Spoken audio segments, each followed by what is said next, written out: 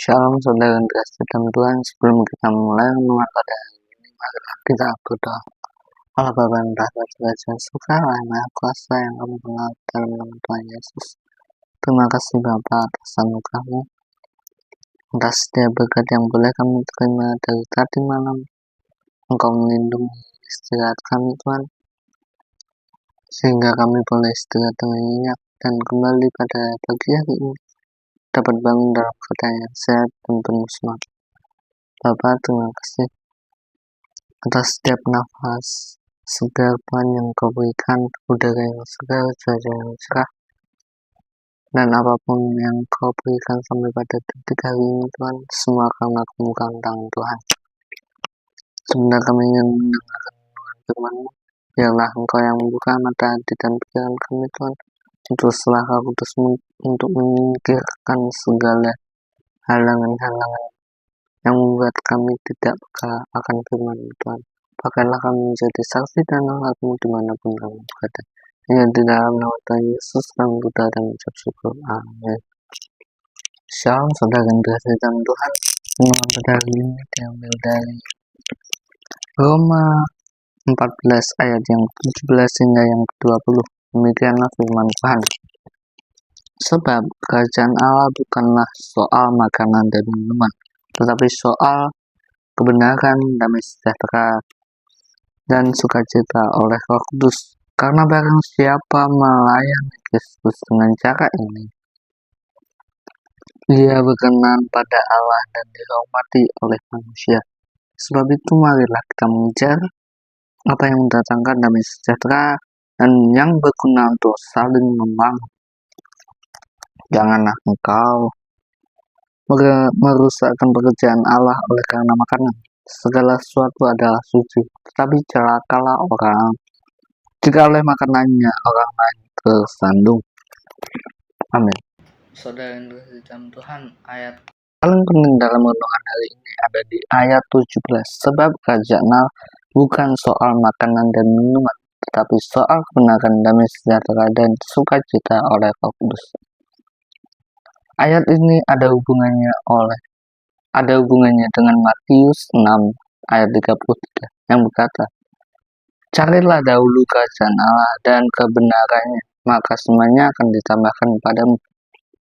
Jadi, di ayat yang ke-17 ini berbicara bagaimana ketika kita sudah mengikuti Tuhan Yesus, ketika kita sudah menjadi orang Kristen, kita tidak semata-mata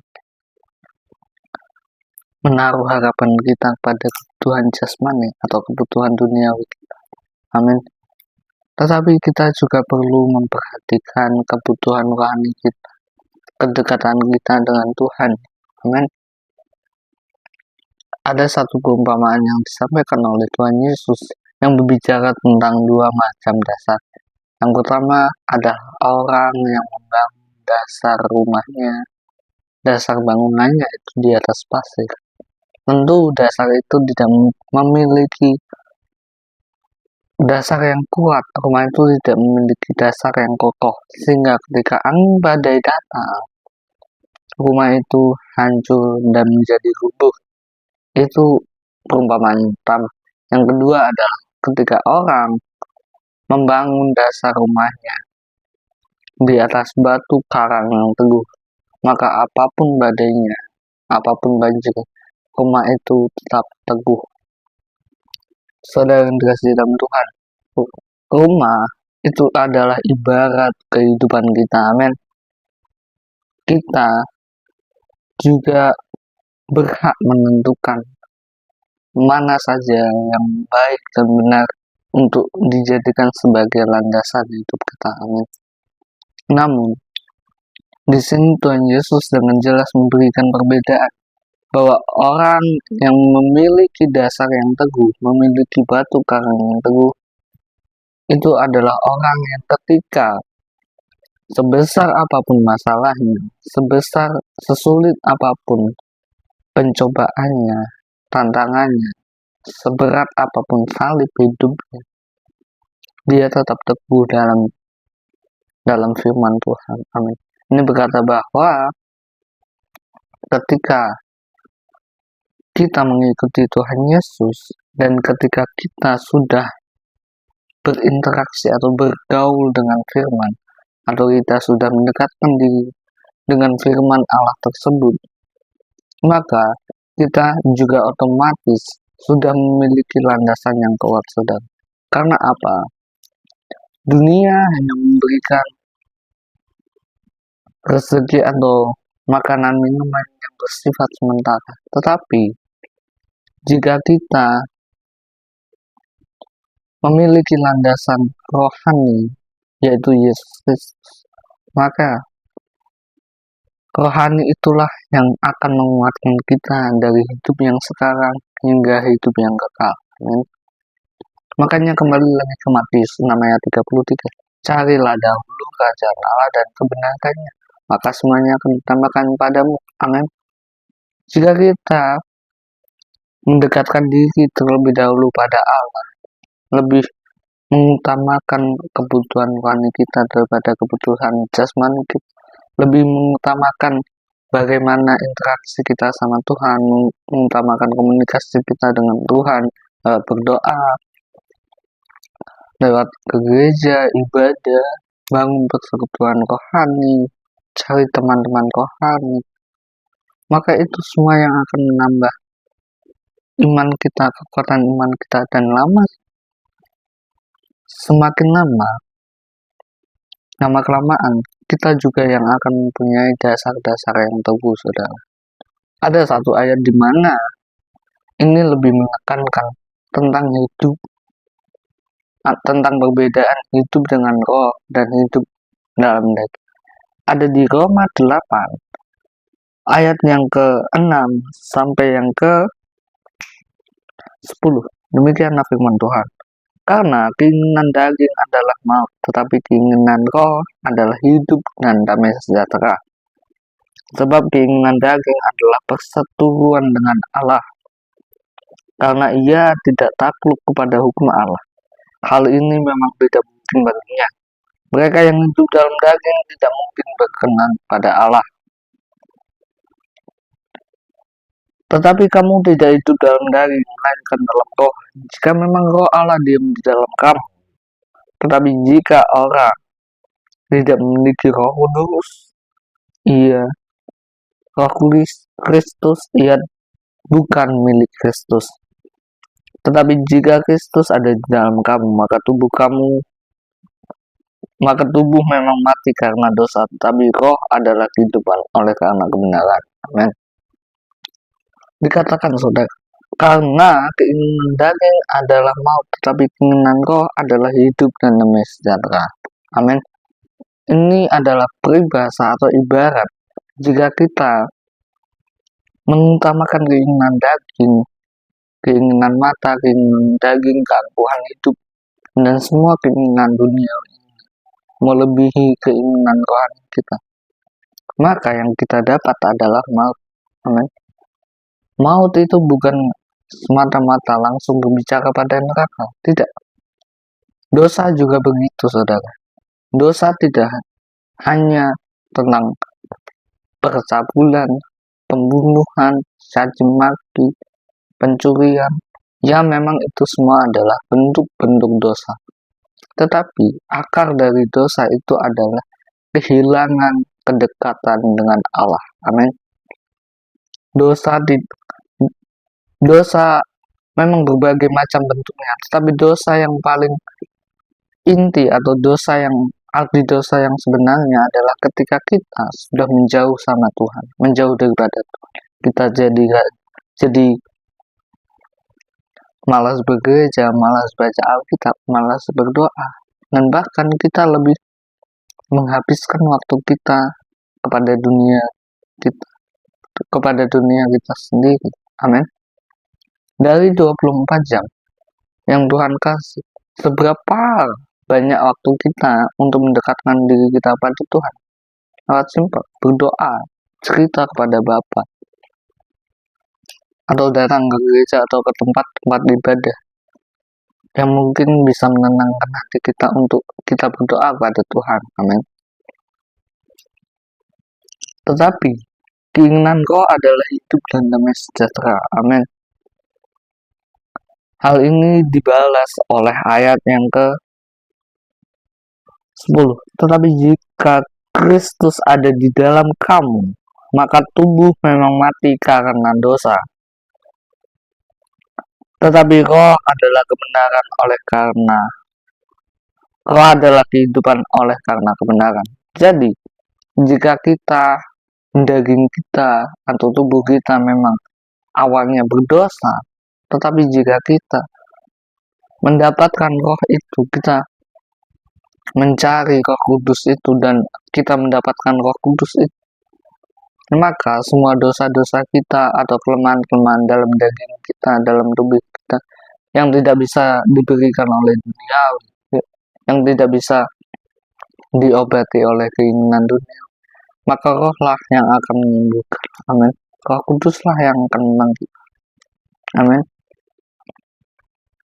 Ada satu ayat, tapi saya lupa ayatnya gimana, yang berkata bahwa hidup kita bukan hanya milik kita sendiri, tetapi juga milik Tuhan. Amin. Jadi ketika kita hidup di dalam Tuhan, sudah mengikuti Tuhan Yesus, hidup kita tidak boleh kita egois, tidak boleh kita individualisme, kita tidak boleh mengutamakan kepentingan diri kita sendiri. Amin. Ingat saudara, Allah kita adalah Allah yang cemburu. Ini tidak langsung bicara tentang Allah yang lain, ada Allah yang lain, atau Tuhan yang lain, atau berhala-berhala yang lain. Tidak. Tetapi ketika kita sudah lebih mengutamakan keinginan daging kita, lebih mengutamakan, kan ada 3 ya, keinginan daging, keinginan mata, dan gangguan itu. Jika kita lebih mengutamakan ketiga hal tersebut daripada kita lebih memfokuskan diri kita kepada kebutuhan rohani kita, maka yang kita terima adalah dosa itu sendiri. Amin. Karena pada intinya dosa itu adalah tentang bagaimana kita sudah menjauh daripada Tuhan. Kita menjauh daripada Tuhan karena kita lebih mengutamakan kebutuhan jasmani kita daripada kebutuhan rohani. Tetapi jika kita lebih mengutamakan kebutuhan rohani, seperti dalam Matius 6 ayat 33, carilah dahulu kerajaan Allah dan kebenaran, maka semuanya akan ditambahkan bagimu. Semuanya itu apa, saudara? Semuanya adalah, tetapi keinginan roh adalah hidup dan damai sejahtera. Amin. Jadi ketika kita lebih mengutamakan Tuhan, lebih memfokuskan diri kita untuk lebih dekat lagi sama Tuhan, yang kita dapat itu tidak hanya hal-hal yang sementara, saudara, tetapi yang kita dapat adalah hal-hal yang lebih bersifat kekal, yang lebih bersifat pada kehidupan yang kita alami setelah kematian nanti. Amin. Ibaratnya kita hidup di dunia ini dengan segala makanan dan minuman, segala barang-barang yang ada di dunia ini. Tetapi ketika kita sudah mati, semua barang-barang itu, semua perhiasan, uang, makanan, minuman, dan apapun yang kita beli di dunia ini tidak bisa kita bawa ke kerajaan surga, tidak bisa kita bawa kepada kehidupan setelah kematian. Amin. Ini berarti apa? Dunia ini hanya bersifat sementara, saudara. Maka daripada itu Tuhan Yesus mengingatkan, utamakanlah terlebih dahulu kebutuhan roh, utamakanlah terlebih dahulu kedekatan kamu sama aku, sama Tuhan. Amin. Dalam membaca renungan hari ini, saya teringat akan perkataan Ayub di Perjanjian Lama yang berkata bahwa aku lahir dari rahim ibuku tanpa membawa apapun, dan aku pun kembali kepada Tuhanku tanpa membawa apapun. Itu yang Ayub katakan setelah Ayub menerima pencobaan atas harta-harta yang hilang semuanya, ternak-ternak hilang semuanya, mati semuanya, dan dia menerima penyakit yang sangat-sangat parah. Tetapi Ayub hanya berkata, Semua itu didapat daripada Tuhan. Nah, ini mengingatkan kita bahwa kita hidup di dunia ini bersifat sementara dan semua adalah titipan Tuhan. Amin. Semua adalah pemberian Tuhan. Jadi kita tidak perlu sombong atau tidak perlu lebih mengagung-agungkan kebutuhan jasmani kita atau lebih mengutamakan kebutuhan duniawi kita. Amin. Karena semuanya berasal dari Tuhan. Semuanya berasal dari atas, saudara. Makanya Matius 6 ayat 33 berkata, carilah dahulu kerajaan Allah dan benar.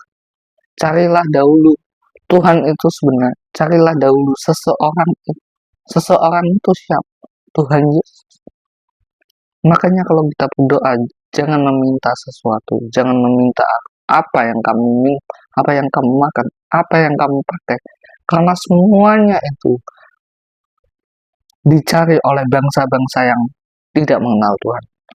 Bangsa-bangsa yang tidak mengenal Tuhan itu apa, saudara?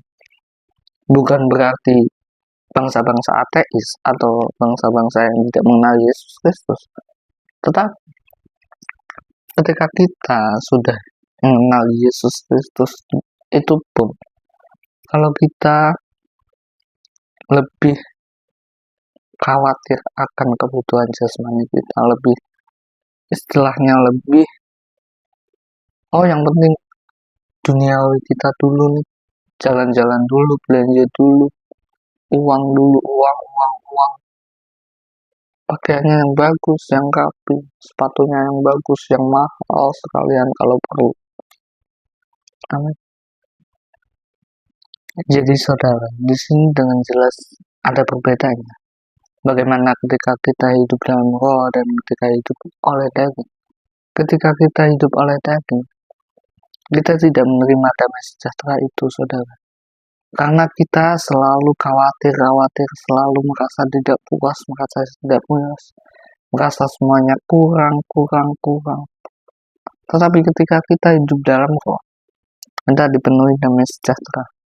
Dan itulah yang membuat kita selalu bersyukur, apapun masalah, apapun rintangannya, apapun seberat apapun salibnya. Kita akan selalu bersyukur karena kita mempunyai segala atas segalanya, yaitu Yesus Kristus. Amin. Marilah kita berdoa. Allah Bapa yang Maha Kuasa, Tuhan, terima kasih Bapa atas renungan pada hari ini. Tuhan kembali mengingatkan kami, Tuhan. Biar kami lebih bekal lagi sama kebenaran rohani kami, Tuhan. Lebih bekal lagi akan komunikasi kami dengan Engkau, Bapa. Lebih bekal lagi dalam hal kedekatan kami dengan Engkau, pengharapan kami dengan Engkau, demi sejahtera yang Engkau berikan, Tuhan. Sehingga kami senantiasa bersyukur karena semua pemberian daripada Tuhan. Semua adalah Tuhan yang memberi kepada kami. Terima kasih Bapak atas renungan ini, Tuhan, atas anugerah yang Engkau berikan, Tuhan, pada setiap kami, Tuhan. Pakailah kami menjadi pelaksana firman-Mu, pakailah kami menjadi saksi dan alat-Mu dimanapun kami berada. Di dalam nama Tuhan Yesus kami berdoa dan mengucap syukur. Haleluya. Amin.